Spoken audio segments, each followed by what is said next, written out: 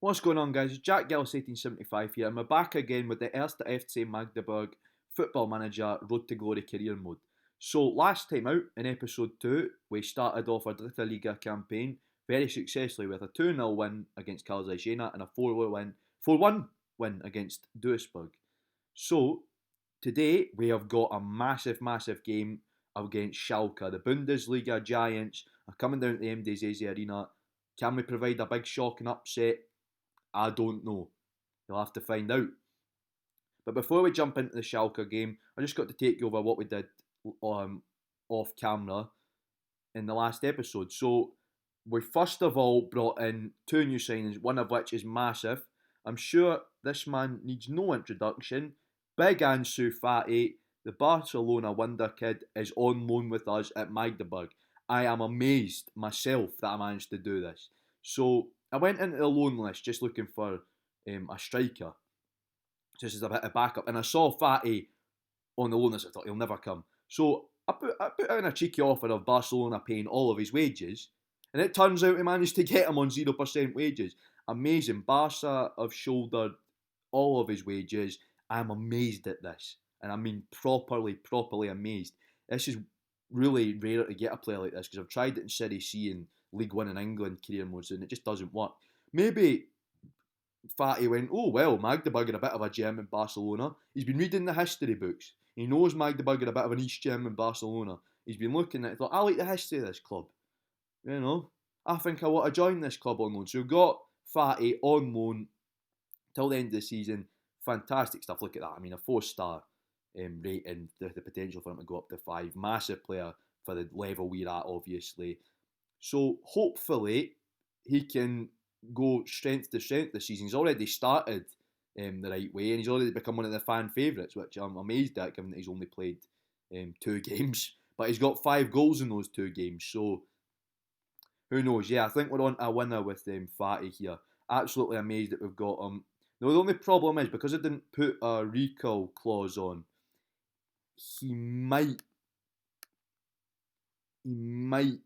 get recalled by Barca. That is the one minor issue that we have there. He might get recalled by Barca if he does really well, but that doesn't really matter. So anyway, massive player in Ansu Fati there, which I'm amazed at. Second signing, he's not anything to shout home about.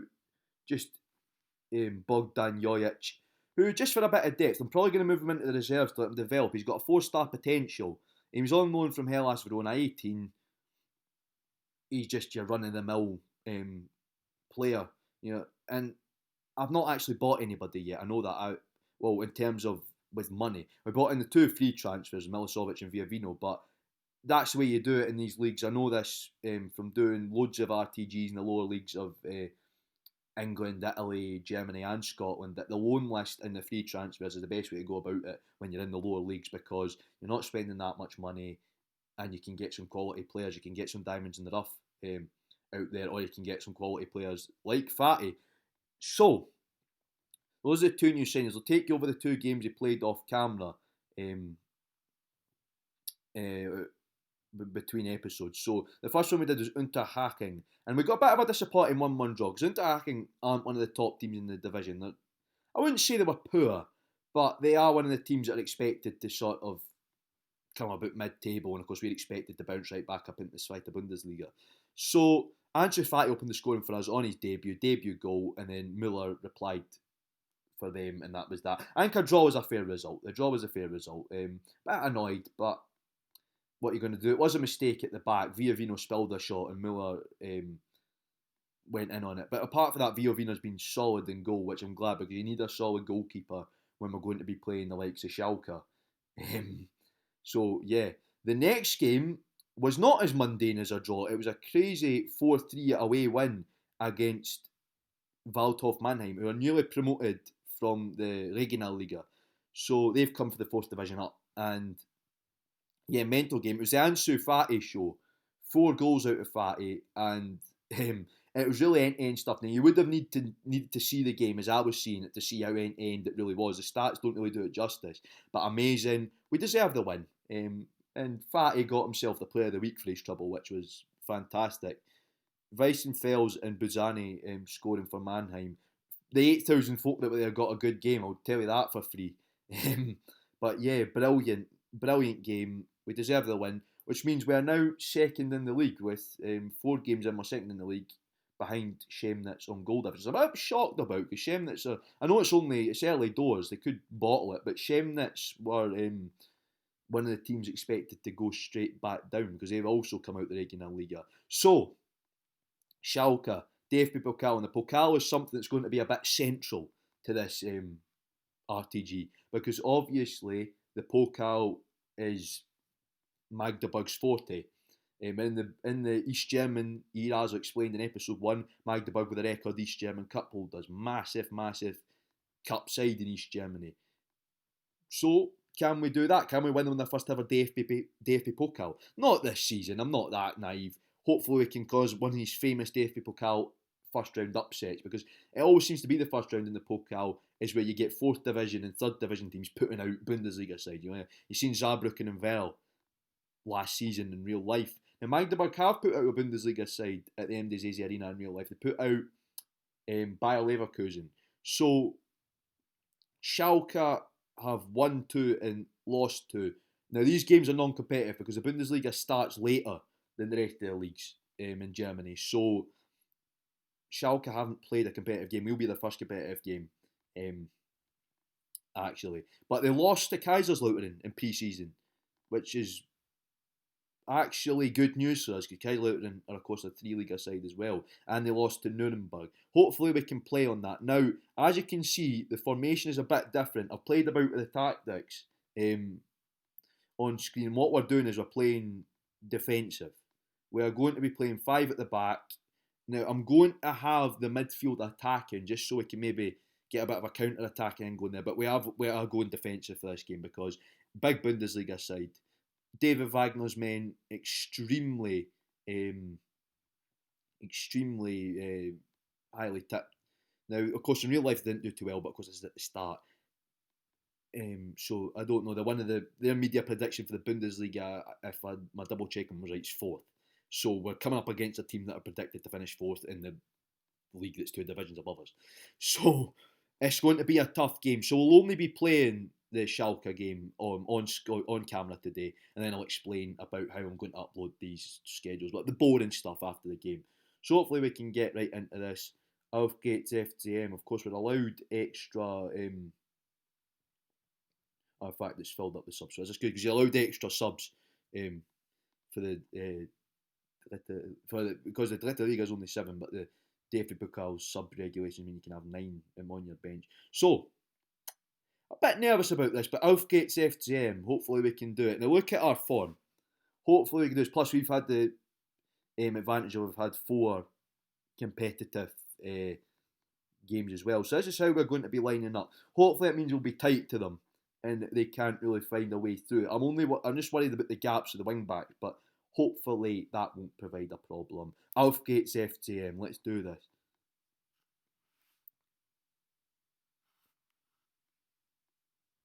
They're through. Viavino. Through again. We need to stop maybe losing the ball here. Oh no. Oh. Pertl, no. Right, Pertl's in the referee's book for that one.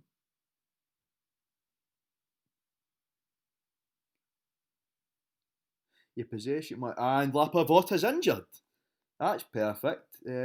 That's not good at all. Bell. Bring Bell on. So Lapavota's injured. We've got a first injury of the first injury of the season. So that's Lapavota out injured. And we need to stop the. I noticed this. I don't know if we've. I can't remember if I kept committed challenging on, but Fatty's through and Fatty scored. Oh my God, we're leading Schalke. Fatty got us through there half time and we're leading Bundesliga Schalke at home. Our one chance. Ansu Fati runs through the Schalke defence, gets us the goal. Brilliant stuff. Can we keep this up and can we cause a massive Pokal upset? Let's get into the second half. Bitte FCM, please FCM. Hopefully we can do it. Here we go. They're hunting an equaliser. Vino. Brilliant stuff there, mate.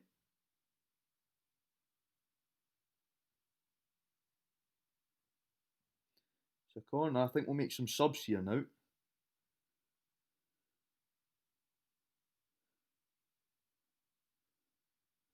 Okay, Fatty's looking a bit tired.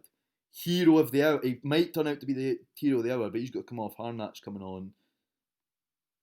Beck's looking a bit tired as well, but I'm going to keep him on for now. Because we've only got one sub left. We're going to leave a sub free for in case we get any injuries.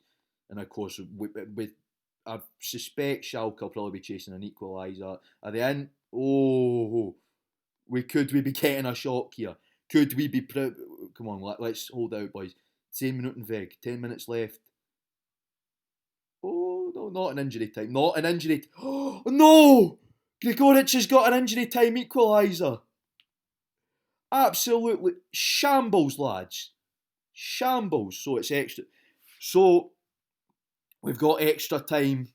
Grigoric in 90 plus 1 in injury time. We couldn't hold on. To be fair, Schalke have had 20 shots. I'm amazed. My nerves are shot. I think we should just need to hold on. Hold out for penalties. Come on, hold out for penalties. Right, extra time after him. Let's see what Schalke are up to. Schalke are going attacking. They want this. I think we're going to go contain. Or just no. In fact, we'll stick to defensive. And what I'm going to do actually is keep it like that. Beck's really is too tired now. I need to take Beck off. We don't actually have anybody to replace him with, right?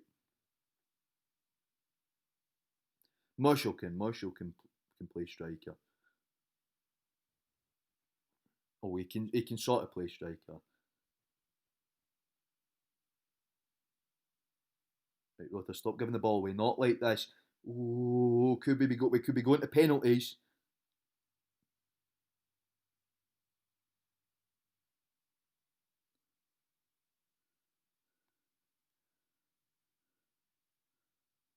Could we be going for late drama?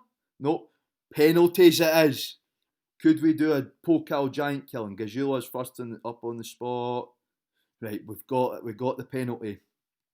Harry. He scored. Milosevic. Oh, no. Grigoric. Grigoric sticks his penalty away. Pertol. Oh, no, lads. Come on, don't do this. Not on penalties. We need to score this or we're fucked. Ruta's missed absolutely shambolic on the penalty shootout. Absolutely shambolic. Something we're going to need to be working out on the training ground. But it's heartbreak at the MDZZ Arena. Absolute heartbreak. We go 1-0 up. Schalke get that really late equaliser. We hold them for extra time. Then a shambolic display on the penalty shootout. Schalke walk over us on the penalty shootout and we're out.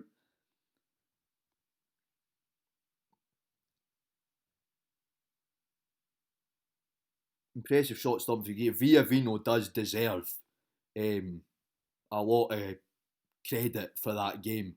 Absolutely.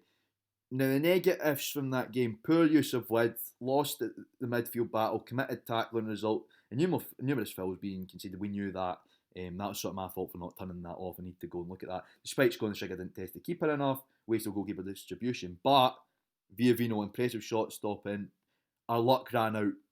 We did huff or puff our way to that draw. We were so close to causing an upset there.